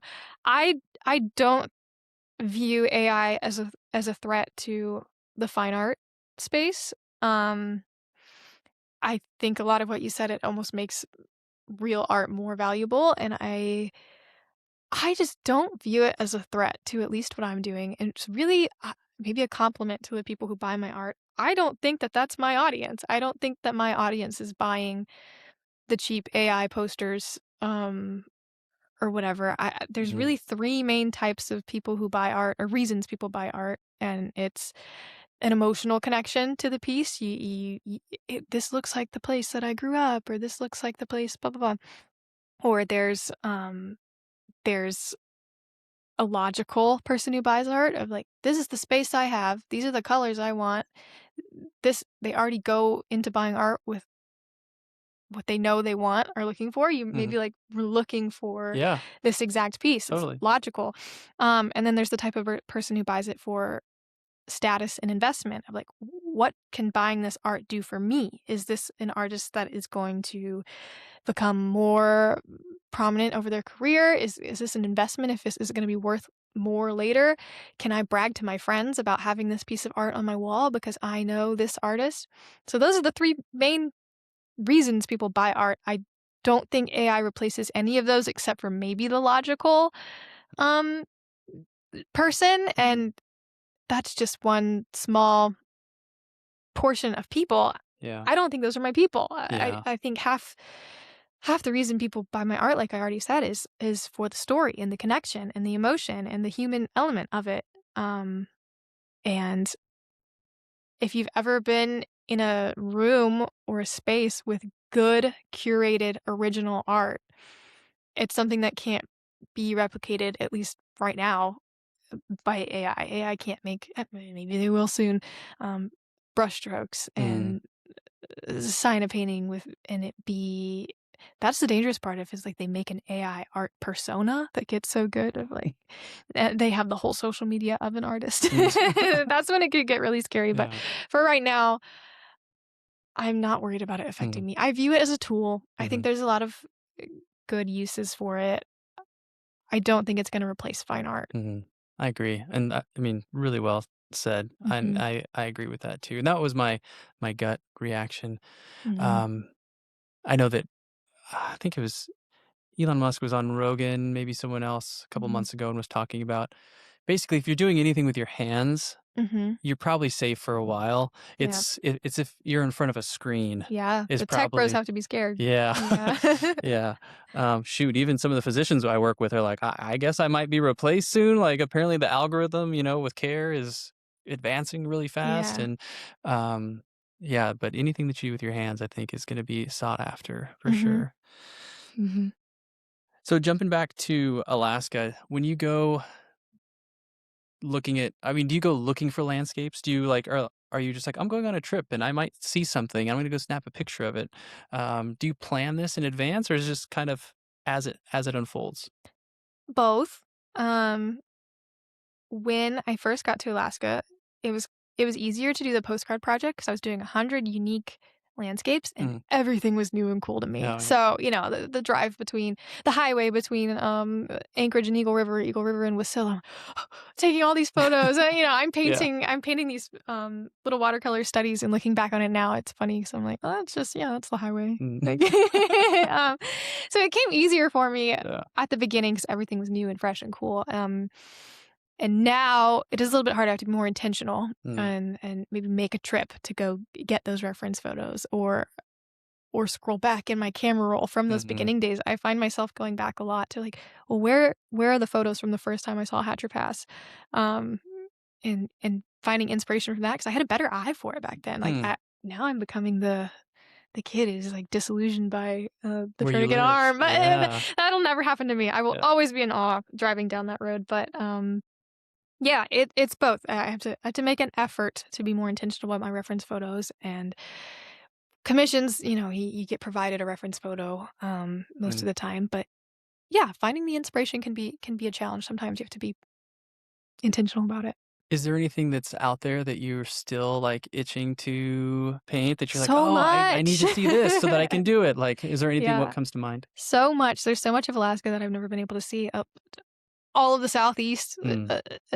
Yeah. You're gonna be Only been blown to. away. I I know. haven't been, but I you're gonna know be that I'll just love it. know. I Yeah, you know that just I'll love it. I've know. only been to Skagway on my drive up for 2 nights, and that was just a little taste of all of Alaska. I really want to go down the Aleutians. I want to go to Dutch Harbor. I Mm, want to go to Kodiak. I want to go to Nome. I want to go. mm, There's so many places off the road system, and now with my pilot husband. Maybe he can take me there one day. But Awesome. but yeah, the bucket list is long, Mm, and I've only just scratched the surface. I've been yeah. here 5 years, and I've done the best I can, Mm. but there's a lot more to see. I pride myself on the research that I do with my guests, and one of the things that I saw on your bucket list was to shotgun a beer. Oh So, no! I'm just kidding. Oh I don't have a no! beer, but that would have been so awesome. That's the problem. I don't know. I don't know if I'm physically capable. I've tried several times, and my body rejects it. Like So you need to successfully I need shotgun to a succeed. beer. I've tried Okay. to do it, and it just ends in a mess, and it's awful and horrible. But that is funny that you did Something do you your can research. easily practice, I I guess. know. That's so Yeah. funny. Yeah. Again, going back to you do a really good job of planning, and it's going back to that. It's not just the big life altering things. Hmm. It seems like you have some like pretty achievable goals thrown in there as well. Yes, if I'm remembering right, I have a very intentional life bucket list, and yeah, some of the things on there are easy for a reason. When I'm having a low day, I Mhm. can let's go get a bucket list item Let's go today. shotgun a beer. Yeah, and like some of mine are silly, some of mine are big. Like ugh, I can't even think of the big ones right now. I can only think of the little ones. Mm, But like, I want to wear a wetsuit. I've never worn a wetsuit before. Like, well, I think one of mine a couple years ago, before I had ever been skiing, was like, not to go skiing, but to ride a ski lift. Like, the concept of riding a ski lift was so cool to me. I've mm, never been on a ski lift, and so I got to cross that out when went skiing for the first time. I want to lay on a waterbed. I've big mm. thing in what was the 80s? Remember Yeah, waterbed's a big yeah. thing. I don't know if they're Gosh, really around that much I don't anymore. know. I Got to go to Mattress Yeah, Ranch in Soldotna on your maybe it way was like out and a see if they're still I there. know, maybe like a Drake and Josh episode or something where Yeah, like they were laying on their parents' anyway, that's a goal of mine. Wear a wetsuit, shotgun a beer, the yeah. easy stuff. And then I have the big stuff that I can't even think of right Mhm. now.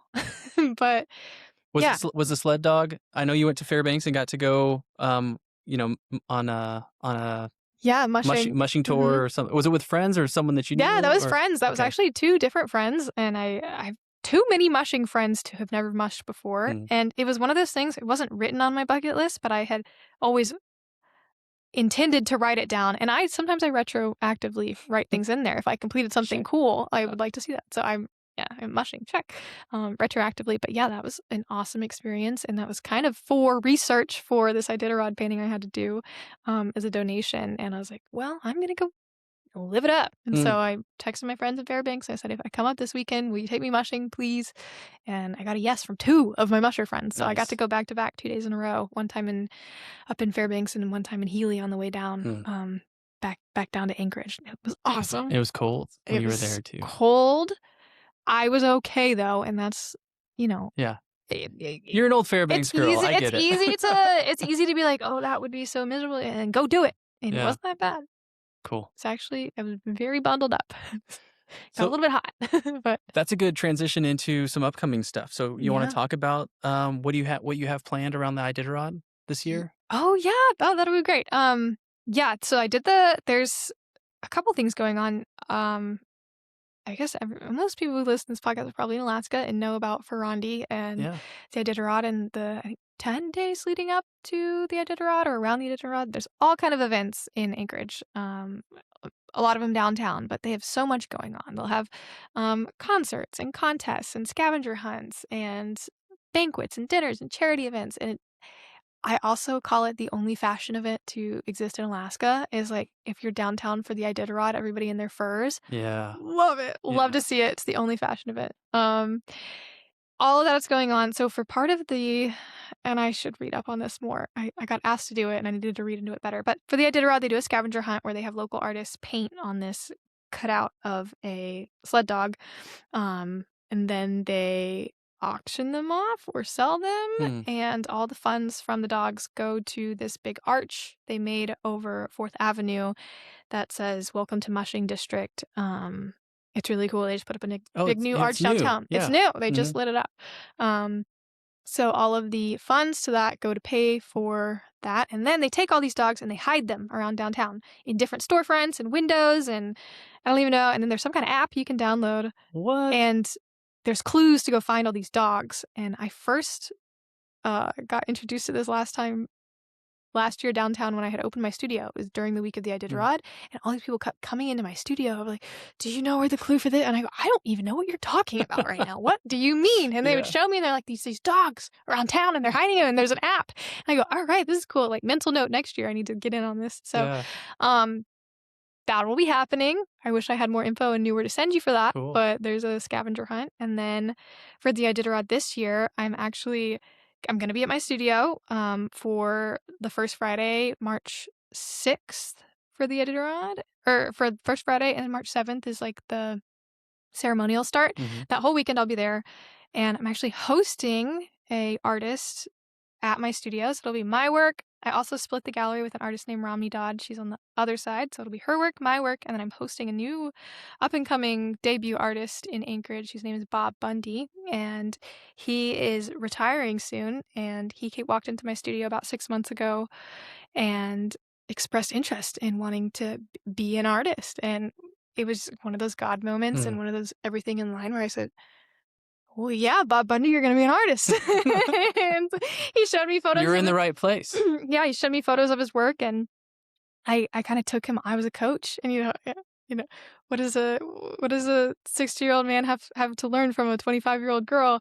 It was a lot. Actually, we had 6 months of lessons and courses. I mean, Wow. we met once or twice a month to go over all this. Anyways, amazing, incredible wildlife oil painter. His work will be at my studio, his debut art show at 420 G Street on, let me get this right. It's the first Friday of March. I think it's March 6th. Okay. March 6th. Okay, I'm getting a yes from over there. From 5 to 8 p.m.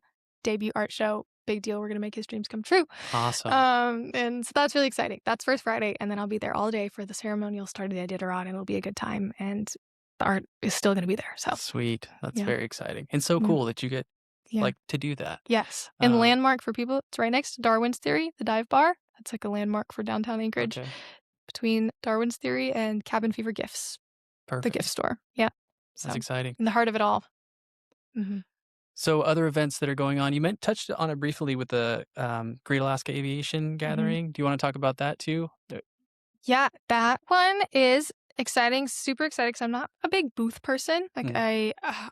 I'm selective about which, like, in-person booth events I do just because that's a thing that is, like, hard. Hmm. So, I am so stoked about this, and I'm gonna have a booth. I'm gonna fill it with really cool, badass, awesome airplane art, and the original painting, they're gonna have posters of the painting I did for them. That's Mm. gonna be the yearly poster. I'm gonna have Oh, a cool. limited edition fine art print series of that painting, and the original will be for sale. So, Awesome. um, I'll have that available as well, and a bunch of other cool airplane art coming up Nice. for that, and that is May.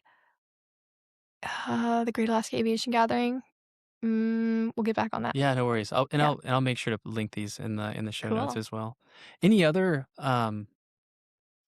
events or projects you're working on, things that you're excited about Oh, upcoming? I have one that maybe is also exciting. Right after the aviation gathering, May 11th through 16th, I'm hosting a creative retreat for ladies to Costa Rica. Oh, sweet. Yeah, and Cool. that's always been one of my goals, is to host some sort of workshop or retreat or something, and the opportunity came up for this where I was actually a guest on a knitting retreat to Thailand Mm. last year in October. It was through the same travel agency that I'm working with now, and it was a knitting influencer I followed, and she was posting about going to Thailand on vacation with all these ladies, and we're having a good time. We're gonna knit. I said that sounds fun. So I went, and it Yeah. was the best time, a time of my life. And I got back the day after I got back from that Thailand trip. I had a phone call with the same travel agency, and I was like, "How do I do something similar? Like, I want to do something like this, where I didn't necessarily put a niche on knitting, but I was anybody who creates painting and writing and photography or knitting if you want, Mhm. anybody. And it's, yeah, a 5-day trip to Costa Rica, May 11th through 16th. I already have 11 people signed up, Wow. some 3 or 4 from Alaska. So we're Sweet. gonna have a good little Alaska group out there. Super fun. It's pretty dang affordable for it being nearly all inclusive. It doesn't include the flights, but it's pretty dang affordable, Cool. and it'll be a good time. Is there a cap on how many people that you're Max taking is or 21. 21? I would be happy with just one or two more. Like Yeah. I'm so happy with the group we already have. It's going to be a great time. But I think the signups for that close sometime mid-February. So Okay. there's a couple weeks left to sign up for that, or maybe end of February. I need to check the dates on that. But yeah, it's on information's on the top of my website, which is an active, living, breathing website. I do Yeah, update it I know. It's every impressive. day, every other day. Yeah, Yes. it comes through, like, Yeah. it shines through. Yeah. Where else can people follow you, contact you about commissions, or just follow on social media? Like, where are your Mhm. active platforms? Yeah, most active on Instagram and TikTok. AnnMarie.artworks is the handle for both of those. And then my website, AnnMarie Henderson. There's a contact form page for all kind of stuff, commissions and collaborations and all the good stuff. And I have a YouTube, but I'm not great at it. But I have like 2 videos on it. Hmm. Um, but yeah, TikTok and Instagram are the main ones that I do all my oversharing on. All your oversharing. Mhm. One of the questions I always ask all my guests are other Alaskans, people with unique experiences or expertise. I will say it has been a joy talking to you because you are Yeah. such an expert in your field, and I love being able to draw some of that knowledge and perspective. So amazing job sharing your expertise. Is there anyone else in your field or outside of it do Mhm. you think would be a good guest for the show? Yeah, I have so many cool friends. It's hard. That's one thing about Alaska is Yeah. everybody's doing something cool. Mm. It's not a state for lame people. Everybody here is doing something awesome. That needs to Um, be a T-shirt. It's not a state. It's not a state for lame people. yeah, So it's if you're not a lame, state get for out. No. lame. It's not a state for lame people. So many. The ones that are coming to the top of my head are, um, oh gosh, I have a couple. My friend Tonya, who lives in Healy, she's a dog musher, the one I went mushing with in Healy. Okay. She's Norwegian. She's fiery. She has I forgot how many dogs at this point. Too many. But lives out there in Healy is awesome. I'll send you her stuff. And then we have a friend who lives in Talkeetna area, YouTube channel, Getting Off Grid. His name's Sean Paul.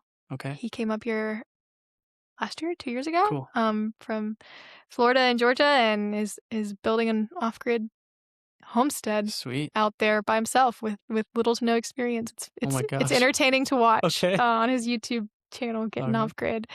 Um, Gosh, those are the 2 that come to my head. We have All like, right. so many good people, but those That's are the 2 great. I'll shout out. Perfect. No, Yeah, that's great. I'm just checking to see if there's anything else that we missed. I think we covered it all. I think This is so. awesome. I've had Yeah. such a good time talking to you. You did something that nobody else has ever done on the history of this show. I think you'll be episode like 30 or 29. I'm not sure where we're at right now. Nobody has ever brought me a gift. What? Nobody's ever brought something to share. Why don't you show for the people watching what you brought for me today? Okay, since you live down here in Kenai Sonoma area, I have my Kenai River print. This was a painting I did 2 years ago, maybe 1 or 2 years ago. So I want you know this area better than I do, so I wanted to bring you that I love it. for certain, and then some stickers Oh somewhere yeah, that are on I the got it right floor. there. But Thank you so much. all the best of my Alaska stickers. Some fun ones in there. So for your kids love stickers. This is awesome. Thank you so much for this. Wow. I have this thought, and if you're listening right now and you are an artist, what AnnMarie has done is started something that I've been thinking about for a long time. And the entry down into my studio, there's a lot of blank walls happening. Yeah. I was telling your husband earlier, I was like, I was kind of self-conscious having an artist over my house and zero things on the wall. I would love to fill my studio with Alaska art of all Yeah. kinds, in Yeah. all shapes and sizes. You're an art collector now. Um, you just started it. I love that. I appreciate it so Yeah. much. Um, Thank you so much for coming in. This has been really fun. I know people are going to enjoy this so much, to be able to see the brilliance behind the art. Like I said, there's a time to be humble, and there's a time, or you said this, there's a time to be humble and a time to really pride yourself on the work that you've done, and you have done it. You have Mhm. built that empire. You are in that flow state, Yeah. and for us watching, it is pretty cool to watch Mhm. unfold. So thank you for Yeah. creating. Thank you for saying yes to that dream and then being an inspiration to other artists and just for people everywhere to Mm. give their dreams a shot. Yeah, thank you for inviting me.